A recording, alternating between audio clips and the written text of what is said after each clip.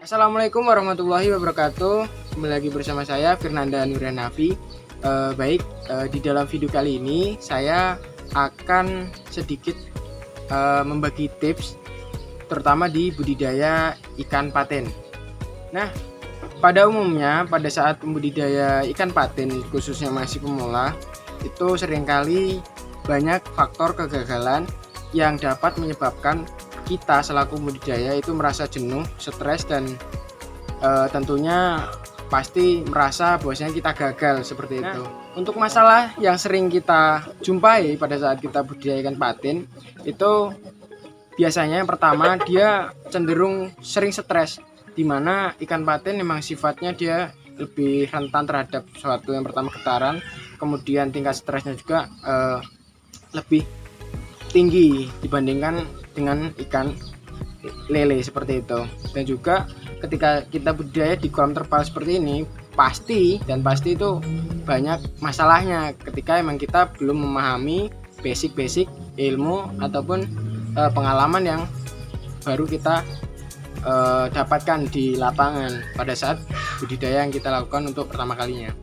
Untuk teman-teman sekalian, ketika teman-teman itu membudidayakan ikan patin, saya sarankan untuk menambahkan ikan lainnya yaitu di polikultur.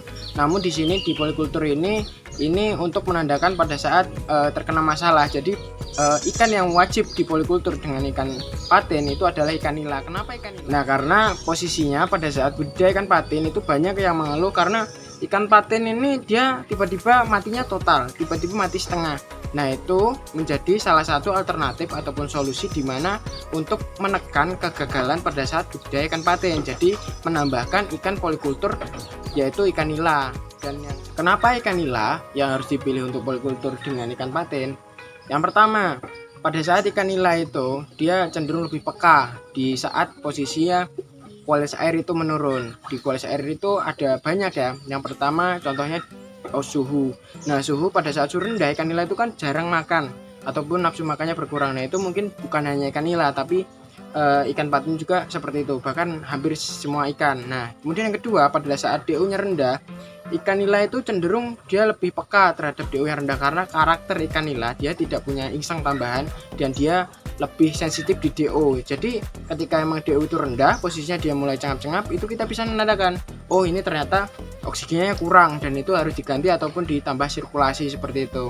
Kemudian yang ketiga itu dari segi amonia. Nah, kalau misalkan ikan patin itu ketika pada saat amonianya jelek ataupun amoniaknya mulai tinggi, dia tidak terlalu menunjukkan ciri-ciri bahwasanya amoniaknya tinggi, dan itu terkadang bagi pemula itu lebih berisiko karena ketika amonia itu tinggi dan kita tidak tahu, otomatis ikan itu langsung mati semua karena amonia itu kan racun.